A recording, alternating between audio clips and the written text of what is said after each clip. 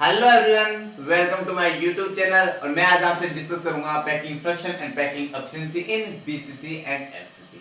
मतलब कि बीसीसी मतलब body centred cubic unit cell, FCC मतलब कि face centred cubic unit cell के अंदर हम पैकिंग फ्रैक्शन और पैकिंग एफिशिएंसी को क्या करने वाले हैं, फाइंड करने वाले हैं।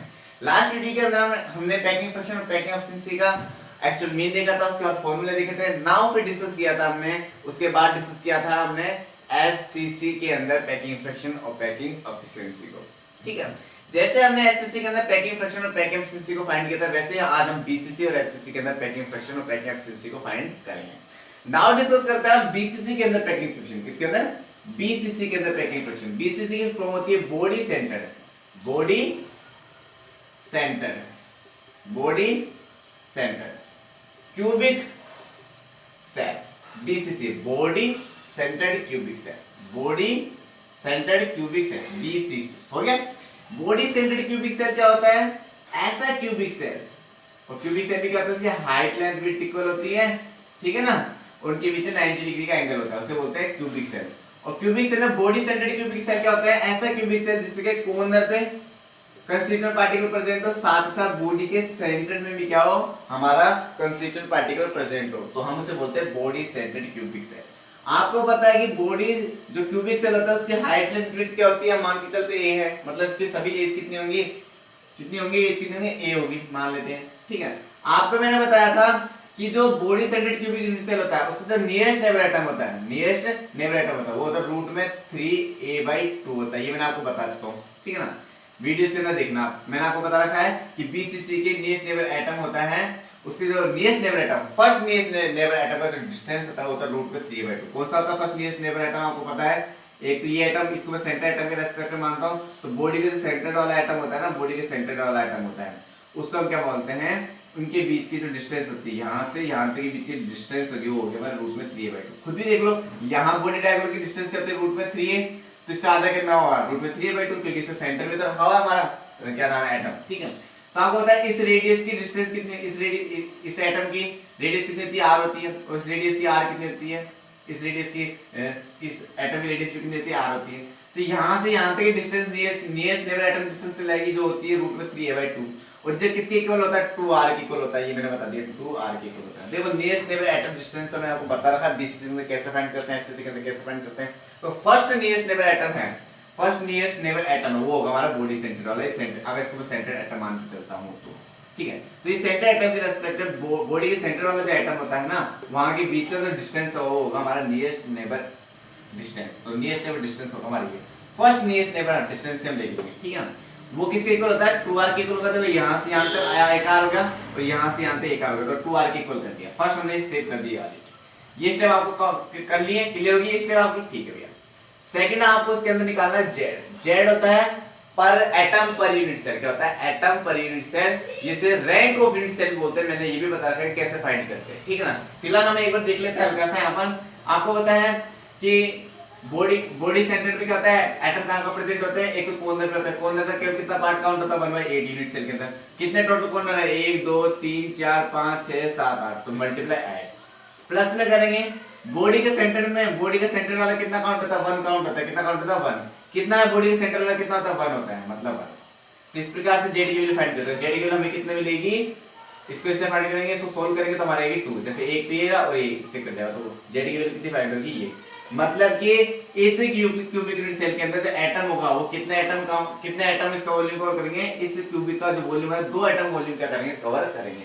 ठीक है, नाउ डिस्कस करेंगे हम थर्ड पॉइंट। सेकंड पॉइंट हो गया हमारा, ठीक है। थर्ड पॉइंट क्या होगा हमारा, सुनो। फर्स्ट पॉइंट हो गया, सेकंड पॉइंट होगा, थर्ड पॉइंट हम करेंगे क्यूबिक यूनिट सेल का वॉल्यूम। किसका? क्यूबिक यूनिट सेल का वॉल्यूम। थर्ड पॉइंट हम लेंगे volume of cubic cell, volume.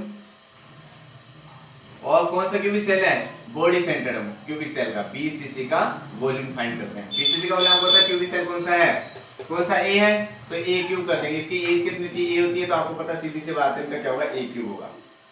BCC का वॉल्यूम है किसी भी क्यूबिक सेल, इसमें आ गया क्यूबिक आ गया, और क्यूब का फॉर्मूला होता है एज क्यूब हो गया, ठीक है ना। तो हमने इसकी एज कितनी मानी, ए मानी, तो इसका वॉल्यूम कितना हो जाएगा, ए क्यूब हो जाएगा। मान लो कोई सा भी क्यूब हुआ, body centred cubic unit cell हो या face centred cubic unit cell हो या सिंपल क्यूबिक यूनिट सेल हो, यहां पे ये स्टेप रखनी है। फोर्थ फाइंड करते हैं अपन इस एटम का वॉल्यूम, मतलब वॉल्यूम ऑफ एटम फाइंड करते हैं, वॉल्यूम ऑफ एटम फाइंड करते हैं। वॉल्यूम ऑफ एटम मैंने आपको बताया था कि इस चैप्टर के अंदर पूरे चैप्टर के अंदर एटम को स्फीयर मान के चलेंगे। अब इस स्फीयर का वॉल्यूम जो होगा वही क्या होगा, एटम का वॉल्यूम होगा। स्फीयर का वॉल्यूम कितना होता है 4/3 पाई आर क्यूब। तो स्फीयर या एटम का जो हमारा वॉल्यूम है वो होगा 4/3 पाई आर क्यूब। नाउ डिस्कस करेंगे हम पैकिंग फ्रैक्शन, इसको देखेंगे हम पैकिंग फ्रैक्शन। पैकिंग फ्रैक्शन क्या होता है, total volume of unit cell, मतलब यूनिट सेल का टोटल वॉल्यूम कितना होता है। यूनिट सेल का टोटल वॉल्यूम क्या होगा, ए क्यूब होगा। क्या होगा, ए क्यूब। देख लिया यहां से। उसके बाद में कितना था, volume occupied by constituent particle, मतलब कंस्टिट्यूएंट पार्टिकल इस जो यूनिट सेल है उसके वॉल्यूम को कितना ढकते हैं, कितना कवर करते हैं। तो आपको पता है एक वॉल्यूम कितना कवर करेगा, अगर मान लो इसमें सॉरी एक एटम होगा इस यूनिट सेल के अंदर, तो एक यूनिट सेल कितना कवर करेगा, इसका वॉल्यूम 4/3 पाई आर क्यूब। लेकिन इस बीसीसी के अंदर कितने वॉल्यूम है, 2 वॉल्यूम है, तो 2 वॉल्यूम यहां पर कवर करेंगे। 2 वॉल्यूम इस ये टोटल वॉल्यूम इतना हो गया। इस टोटल वॉल्यूम का एक एटम जितना कवर करता है, लेकिन टोटल एटम कितने 2 है, तो 2 से मल्टीप्लाई हो जाएंगे। ठीक है, ए कितना करता है तो 2 कितना कवर करेगा, इस ए क्यूब का कवर करेगा 2 क्यूब। ठीक है, तो इस तरीके से हमने फॉर्मूला भी देखा, तो फॉर्मूला से लिख दिया। मतलब यहां तो आपको हमेशा चेंज करना पड़ेगा। ठीक है ना, एफसीसी के अंदर अलग लिखेंगे, बीसीसी के अंदर अलग लिखेंगे और एससीसी के अंदर अलग लिखेंगे। ठीक है, एससीसी के अंदर हमने यहाँ पर 1 लिखा था क्योंकि यहाँ पर एससीसी का जो जेड होता है उसकी वैल्यू कितनी होती है, 1 होती है। ठीक है ना, बीसीसी के अंदर जेड की वैल्यू कितनी होती है, 2 होती है, तो हम यहाँ लिख देंगे 2 लिख देंगे। ठीक है, नाउ हम इसको क्या करने वाले हैं, सोल्व करने वाले हैं। 2 × 4/3 पाई आर क्यूब, ये तो हो गया हमारा। अब इस a को हम क्या करेंगे, r की फॉर्म में चेंज करेंगे। मैंने आपको बताया था या तो इस a को r की फॉर्म में चेंज कर दो या r को a की फॉर्म में कर दो, आपको जो इच्छा हो वो कर लो। लेकिन हम क्या करते हैं, इस a को क्या करते हैं, r की फॉर्म में चेंज करेंगे। मतलब इस a की जगह ऐसे वैल्यू रखेंगे जो r की फॉर्म में है। तो हम इक्वेशन ऑफ फर्स्ट का यूज लेंगे। इक्वेशन ऑफ फर्स्ट में क्या है, a की वैल्यू कैसे निकालेंगे, a की वैल्यू हो जाएगी 4r। ठीक है ना, यहाँ से 4r आ जाएगा, यहाँ इधर चल जाएगा तो ये रूट में 3 का जगह डिवाइड में आ जाएगा, तो रूट में 3 a की वैल्यू आ जाएगी 4r डिवाइड बाई √3। तो अब इसको लिख देंगे a की वैल्यू कितना आएगा 4r डिवाइड बाई √3। क्या होगा यहाँ पर, क्यूब में आएगा। किस में आएगा, क्यूब में आएगा। चलो इसको सोल्व करते हैं बड़ा आराम से। पैकिंग फ्रैक्शन फाइंड करते हैं। पैकिंग फ्रैक्शन कैसे फाइंड करेंगे, 2 × 4/3 पाई आर क्यूब, ये तो ऐसे वैसे आ गया। ठीक है, नाउ 4 को क्या करना है, 4 को 3 बार लिखेंगे, मतलब क्यूब का मतलब क्या था 4 × 4 × 4। इसको सोल्व करेंगे कितना, 4 × 4 कितना होगा 16 है, 16 × 4 कितना हो गया 64, तो 64। r को 3 बार लिखेंगे तो r × r मतलब r क्यूब, तो ये लो r क्यूब लिख दिया। ठीक है, उसका √3 क्या है, डिवाइड में तो ऊपर चल जाएगा, तो हम इसको ऊपर लिख सकते हैं, रूट है तो डिवाइड में चल जाएगा। ठीक है, ठीक है ना, डिवाइड में है तो ऊपर चल जाएगा, समझाया। √3 को 3 में लिखेंगे, √3 × √3 × √3। तो √3 को हम क्या करते हैं, मल्टीप्लाई करेंगे तो हमारे 3 आ जाएगा और √3 आ जाएगा, तो 3 × √3। हम इसको इस प्रकार सोल्व कर सकते हैं।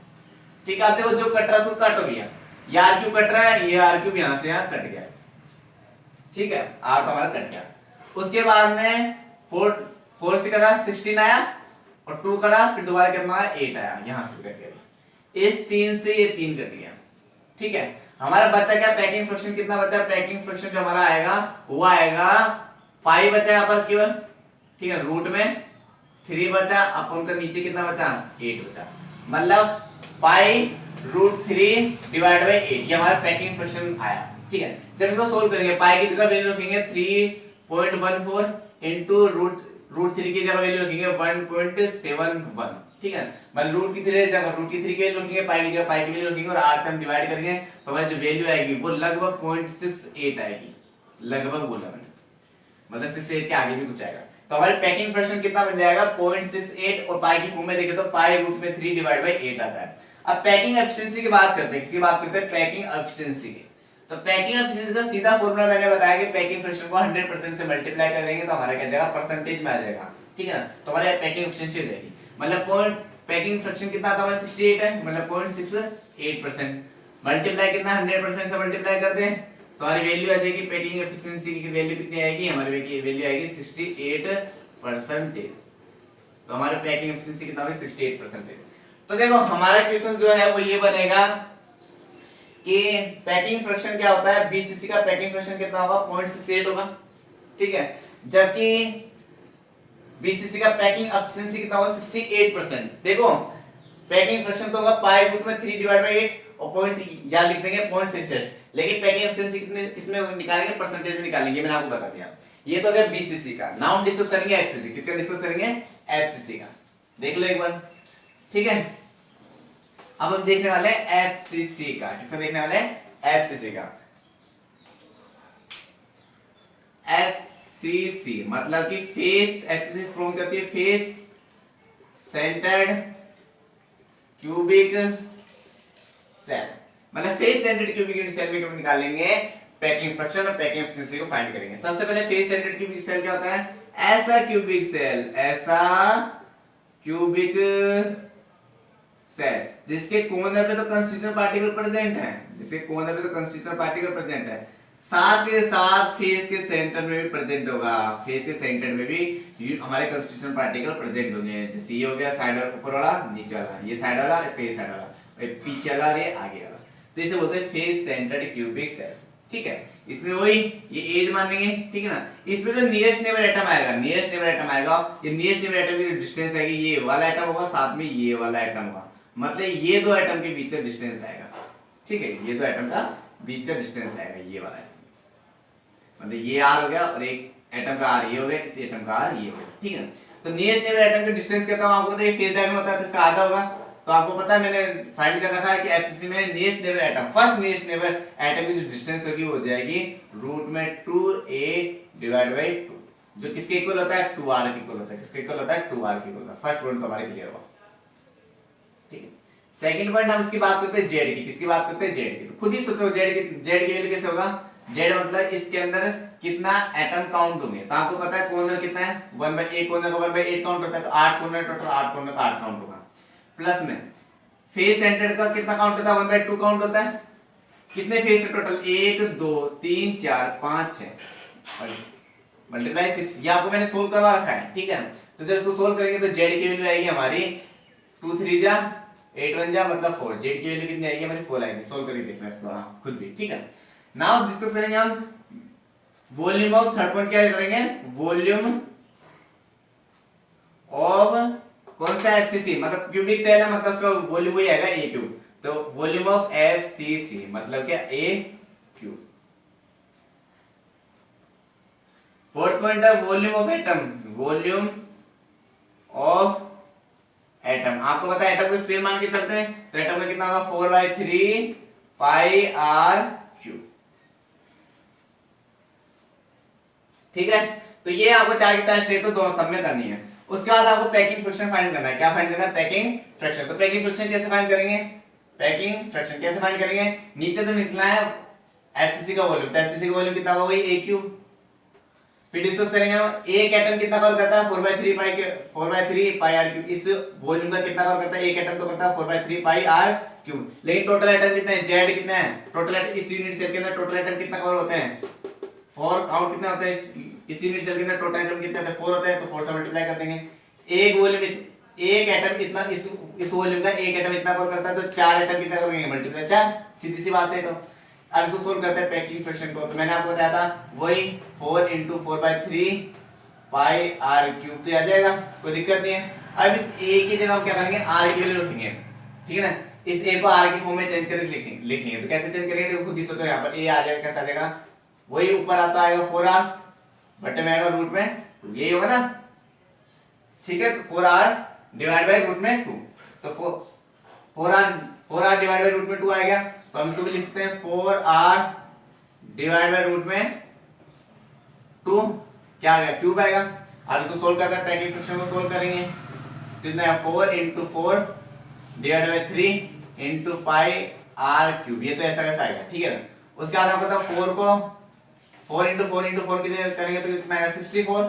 ठीक है ना, 4 का क्यूब क्या होगा 64, r का क्यूब क्या होगा r क्यूब, ये आपको बता रखा है। और रूट में तो क्या हो जाएगा डिवाइड चल जाएगा, तो ऊपर चल जाएगा, मतलब 2√2 हो जाएगा, इसकी वैल्यू कितना आ जाएगी 2 × रूट में 2 आ जाएगा, क्योंकि इसको देखो ये तो डिवाइड में तो ऊपर चल जाएगा ही। ठीक है, और रूट में 2 इसको क्यूब करेंगे रूट में 2, तो अब इसको क्या कर सकते हैं, हम इसको लिख सकते हैं 2 और 2 × रूट 2, ये आ जाएगा, तो हमने ये फाइंड किया, यही हमने सोल्व किया।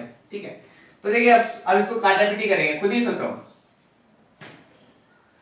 6 से 60 बार गया, 4 से 4 बार गया और 2 से 2 बार गया। ठीक है, इस आर क्यूब से हमारा ये आर क्यूब कट गया। ठीक है, जब इसको सोल्व करेंगे तो पैकिंग फ्रैक्शन हमारा फाइंड होगा। आप खुद देखो क्या क्या बचा, पाई बचा ऊपर, रूट में 2 बचा, रूट में 2 बचा, डिवाइड में कितना था 3 और 2 बचा, तो 3 into 2 कितना 6, मतलब ये हो गया, मतलब pi into root 2 divide by 6, ये हमारा पैकिंग फ्रैक्शन होगा किसका, एफसीसी का पाई के फॉर्म में। जब इसको भी हम सोल्व करेंगे, इसको भी हम सोल्व करेंगे तो 0.74% के लगभग हमारा क्या आएगा। इसको सोल्व करके देखते हैं। ठीक है ना, 3.14 इंटू रूट में 2 कितना 1.41 डिवाइड बाय 6, इसको सोल्व करके देखना, आपको आराम से इसका क्वेश्चन जो मिलेगा होगा 0.74, इसको सोल्व करके देखना। ठीक है ना, 0.74 मिलेगा। अब जब इसकी पैकिंग एफिशिएंसी, अब इसकी किसकी बात करें, पैकिंग एफिशिएंसी की बात करेंगे, तो वही पैकिंग फ्रैक्शन को 100 से मल्टीप्लाई कर दो, मतलब पैकिंग फ्रैक्शन आ गया 0.74 इंटू 100 से मल्टीप्लाई कर दो 100% से, तो हमारा पैकिंग एफिशिएंसी जो फाइंड होगा वो आएगा हमारा 74%। तो पैकिंग फ्रैक्शन पाई के फॉर्म में आएगा पाई रूट में 2 डिवाइड बाई 6। ठीक है ना, इक्वल में कितना आएगा 0.74। देख कई बार क्या होता है, इसको है ना और भी फॉर्म में चेंज कर सकते हैं, जैसे पाई रूट, जैसे क्वेश्चन आते हैं यहाँ पर आता है पाई रूट में 2 डिवाइड बाई 6। ठीक है, तो ऊपर नीचे से रूट में 2 से मल्टीप्लाई कर दो जैसा। ठीक है ना, बात इक्वल ही है, तो ऊपर का रूट तो कितना 2 हो जाएगा, तो पाई इंटू 2 इंटू 6 रूट में 3, तो 2 3 से आ जाएगा। तो कई बार ऐसे भी सकता है पाई 3 रूट में 2, ये भी हमको क्या बोल सकते हैं, पाई के फॉर्म में हमारी ये भी वैल्यू चेंज करके ऊपर नीचे से रूट में 2 से मल्टीप्लाई करके अभी हम इस पाई की वैल्यू को अलग फॉर्म में चेंज कर सकते हैं। ये भी क्या होता है, कई बार क्वेश्चंस के अंदर पूछ लिया जाता है। ठीक है, नाउ हम एक बार इनको एफसीसी को या बीसीसी के अंदर या एससीसी के अंदर हम क्या करते हैं, पैकिंग फ्रैक्शन पैकिंग एफसीसी कैसे फाइंड करते हैं, इसके 4 स्टेप तो पहले आपको ये रखनी पड़ेगी। पहले नियरेस्ट नेबर एटम की जो डिस्टेंस है वो लिखेंगे, उसको 2r के इक्वल करेंगे, फिर 2r के इक्वल कैसे किया हमने बता दिया, फिर z की वैल्यू हमने फाइंड कैसे करी वो भी मैंने आपको बता दिया, और लास्ट वीडियो के अंदर भी बताया, लास्ट वीडियोस काफी देखना, वीडियोस उसके अंदर मिल जाएगा आपको। वॉल्यूम एफसीसी मतलब किसी भी एफसीसी कोई भी क्यूबिक यूनिट सेल है जिसके हमें क्यूब लगा हुआ, उसका वॉल्यूम कितना होगा, a क्यूब होगा। ठीक है, यहाँ पर a क्या होता है, एज की लेंथ होती है। उसके बाद एटम का जो वॉल्यूम होगा हम क्या करते हैं, एटम को स्फीयर मान के चलते हैं, तो स्फीयर का जो एटम वॉल्यूम होगा वही हमारा एटम का वॉल्यूम होगा, तो एटम का वॉल्यूम होगा हमारा 4/3 पाई r क्यूब। ये 4 स्टेप तो आपको पैकिंग फ्रैक्शन और पैकिंग एफिशिएंसी को फाइंड करने के लिए डालने ही डालने हैं। देन हम पैकिंग फ्रैक्शन में सीधा फार्मूला लिखेंगे। ठीक है ना, तो आपको पता है a क्यूब, ठीक है ना, यूनिट सेल का वॉल्यूम लिखेंगे a क्यूब। ठीक है ना, उसके बाद हम क्या करेंगे, ध्यान से देखना, 4/3 पाई r क्यूब, ये एक वॉल्यूम कवर करता है, लेकिन इसमें टोटल एटम कितने हैं 4, मतलब एक एटम तो इतना वॉल्यूम कवर करता है, तो 4 एटम इतने वॉल्यूम कवर करेंगे। ठीक है, अच्छा इसको इस a की जगह r के फॉर्म में चेंज कर देंगे, फिर हम क्या करेंगे, इसको सोल्व करेंगे पैकिंग फ्रैक्शन को, तो पैकिंग फ्रैक्शन की हमारी वैल्यू आएगी वो आएगी पाई के फॉर्म में पाई इनटू रूट में 2 डिवाइड बाय 6 इक्वल कितना था 0.74 के इक्वल होता है। ठीक है, जब पैकिंग एफिशिएंसी की बात करेंगे तो हम 100 से मल्टीप्लाई कर देंगे, 100% से हमारा 74% हो जाएगा। मैंने आपको एक बात और बता दी, इसी पाई को दूसरे फॉर्म में भी हम चेंज कर सकते हैं, ऊपर नीचे से, जैसे √2 है तो ऊपर नीचे से √2 से मल्टीप्लाई करके भी हम क्या करें, इस पाई को दूसरे फॉर्म में चेंज कर सकते हैं। कई बार क्वेश्चन आ जाता है इस पाई पैकिंग फ्रैक्शन इस पाई के फॉर्म में ना पूछिए, दूसरे फॉर्म में पूछ लेते हैं, तो मैंने आपको बता दिया कि उस दूसरे फॉर्म को कैसे चेंज कर सकते हैं। ठीक है, ये मैथमेटिक्स से थोड़ा कॉमन सेंस है, मैथमेटिक्स से रिलेटेड, तो आप खुद भी लगा सकते हो कि ऊपर नीचे √2 से क्या कर देंगे, मल्टीप्लाई करके हम क्या करेंगे, इसको सोल्व कर लेंगे, और मैंने आप यहाँ पे सोल्व करके भी दिखाया था। तो इसमें यदि कोई प्रॉब्लम है तो आप मुझे कमेंट बॉक्स में कमेंट करना, मैं इसको और भी इंटरेस्ट तरीके से बताने का ट्राई करूंगा। ठीक है ना, तो आज के लिए इतना ही काफी, दैट्स इट, थैंक यू।